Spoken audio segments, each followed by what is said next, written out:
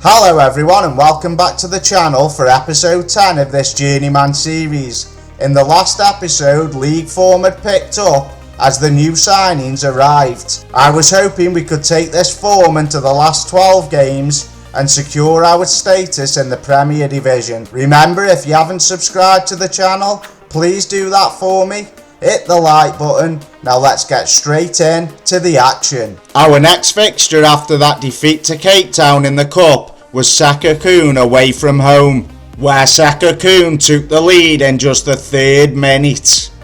Dylan Stoffels ran through and equalised for us though, but the home side took the lead again in the 68th minute. They then wrapped up the game in the 82nd.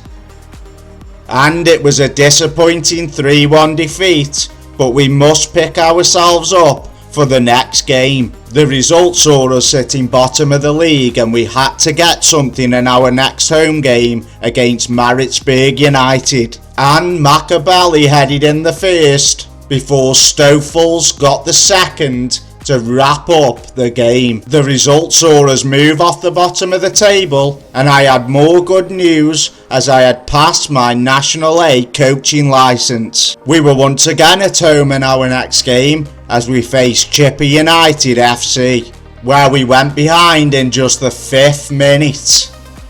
Chipper added a second in the 11th minute.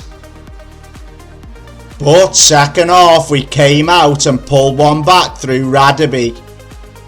He then scored what I think was goal of the season to grab a 2-2 draw. The new players had made a massive difference to the team and things were finally looking up. However, in our next game we faced top of the table Mamelodi Sundowns, where the home side took the lead in just the 13th minute.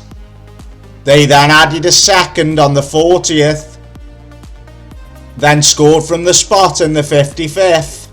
We pulled a goal back through Binst, but the home side made it 4 in the 68th minute, before making it 5 in the 80th. And the embarrassing defeat was made worse as they made it 6 in the 89th. It was a very poor defeat and we had to pick ourselves up for the next game. After that horrific defeat to Mamelodi Sundowns, we earned a good 0-0 draw against Kaiser Chiefs. The next game was arguably the biggest of the season as we travelled to relegation rivals JDR Stars, where Nico Bintz put us ahead in the 7th minute. JDR Stars then equalised before Koza ran through to make it 2-1. Stars equalised from the spot before that man Koza sent me wild with the winner. It was a great win and we now sat 14th in the league, 3rd bottom with 22 points. We had started to turn things around. We had a promising new intake of youth players coming through and I offered a contract to the attacking midfielder and the young goalkeeper. Following the 3-2 win against JDR Stars, we faced TS Galaxy at home, where Dalron Koza opened the scoring in the 28th minute, before Bintz doubled our lead in the 36th. We then made it 3 in the second half through Koza again, and even Nico Bintz sending off in the 77th minute couldn't take the gloss off what was a perfect 3-0 win. The result saw us sitting in 13th place on 25 points with just 5 games left. Next up was Swallows FC away from home, where a goal from Dylan Stoffels gave us a thoroughly deserved win.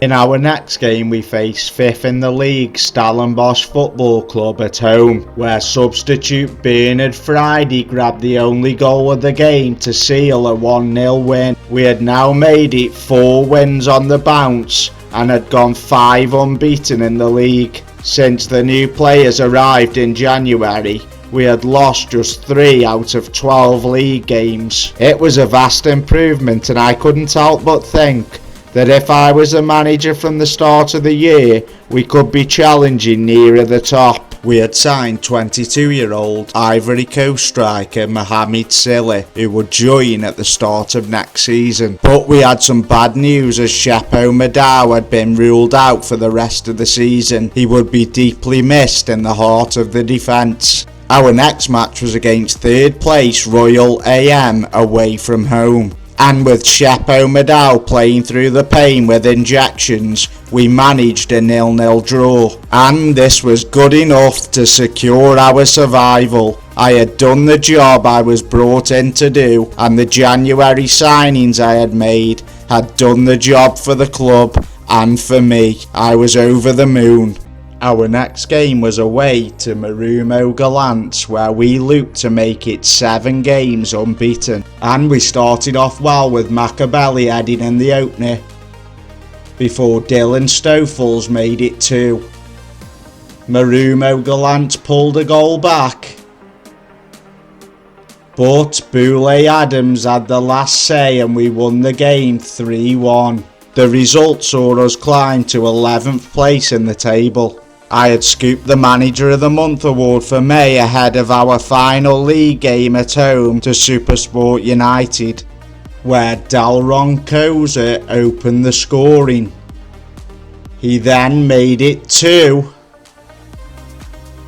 And this is how the game finished. In the 15 league games since the new players arrived in January, we had won 9, drawn 3 and lost only 3 games. This saw us finish in 11th place on 38 points in a season where nobody expected us to beat the drop.